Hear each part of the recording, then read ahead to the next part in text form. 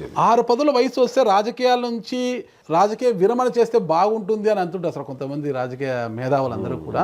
అలాంటి మీరు 6 పదులు దాటిన తర్వాత ఇప్పుడు రాజకీయ పార్టీ పెట్టి రాజకీయ ప్రయాణం సాఫీగా హ్యాపీగా ఉంటుంది అంటున్నారంటే కొంత అతిశక్తిగా లేదంటారు అసలు? అతిశయోక్తి లేదు. ఎందుకంటే మీకు 6 పదుల లోపు రాజకీయ నాయకులు కావాలంటే ఎక్కడి నుంచి వస్తారు చెప్పండి? ఓకే, ఈ యువత రాజకీయాల్లోకి రావాలి కదా సార్. కరెక్ట్, యువత రాజకీయాల్లోకి రావాలి. ఎట్లా వస్తారు అంటే ఎటువంటి యువత వస్తారు రాజకీయాల్లోకి? మీరు కాలేజీల్లో కానీ విశ్వవిద్యాలయాల్లో కానీ యూనివర్సిటీల్లో కానీ కొంచెం స్టూడెంట్ పాలిటిక్స్ ఉంటే అందులో నుంచి యువకులు రాజకీయాల్లోకి వస్తారు. అదర్వైజ్ మీకు అసలు రాజకీయాల్లోకి వచ్చే మనుషులకి సోర్స్ ఎక్కడుంది ఈ రోజున? మీకు విద్యార్థి రాజకీయాల్లో ప్రవేశం ఉంటే అక్కడ విద్యార్థి రాజకీయాల్లో కుర్రాళ్ళు రాటుదేళ్తారు. ఓకే సార్, కొంచెం ఇష్యూస్ గురించి మాట్లాడటం, అవగాహన పెంచుకోవడానికి అవకాశం ఉంటుంది.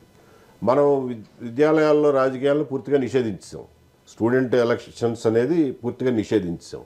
ఇవాళ యువత రాజకీయాల్లోకి రావాలంటే ఎవరు రాజకీయాల్లోకి వచ్చేది? మీకు అక్కడ రా మెటీరియల్ సోర్స్ ఎక్కడ ఉంది అని అంటే ఆల్రెడీ ఎస్టాబ్లిష్ అయిన పొలిటికల్ లీడర్స్ కొడుకులు కూతుళ్లే ఇవాళ రాజకీయాల్లోకి వచ్చే పరిస్థితి. ఇది కరెక్ట్ పాయింట్ సార్. మరి మీకు యువత రాజకీయాల్లోకి రావడం అంటే కొడుకులు కూతురు రాజకీయాల్లోకి రావడమా? కాదు, వాళ్ళకి అర్ధబలం అంగబలం ఉంటుంది కాబట్టి వాళ్ళే వస్తున్నారు సార్. కరెక్ట్. ఫ్రెష్ బ్లడ్ రావాలి అని అంటే ఎక్కడి నుంచి వస్తారు?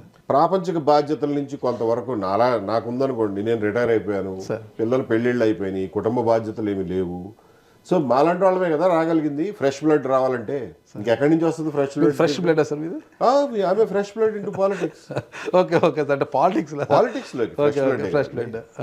I'm not a young blood but I'm certainly a fresh blood.